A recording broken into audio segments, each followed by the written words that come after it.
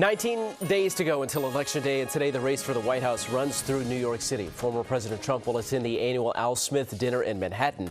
But in a break with tradition, the other candidate this year, Vice President Harris, has turned down the invitation, choosing instead to campaign in Wisconsin. ABC's Christiane Cordero with the latest.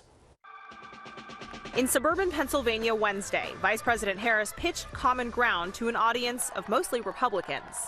At stake in this race are the democratic ideals that our founders and generations of Americans before us have fought for.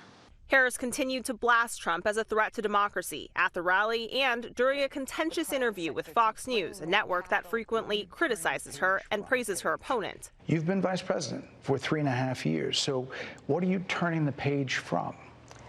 Well, first of all, turning the page from the last decade in which we've been burdened with the kind of rhetoric coming from Donald Trump that has been designed and implemented to divide our country and have Americans literally point fingers at each other. She repeatedly turned attention to Trump, calling into question his mental fitness.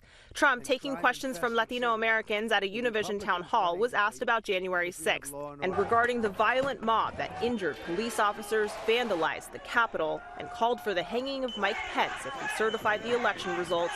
Trump said this. This was a tiny percentage of the overall, which nobody sees and nobody shows. But that was a day of love. And when asked if he could explain his gun control policy to the parents of school shooting victims, Trump doubled down on the Second Amendment. I think that if you ever tried to get rid of it, you wouldn't be able to do it. You wouldn't be able to take away the guns because people need that for security. On reproductive rights, Trump suggested some states need to redo the exceptions on abortion laws and coined himself as the father of IVF, which Harris said was bizarre. Christiane Cordero, ABC News, Washington.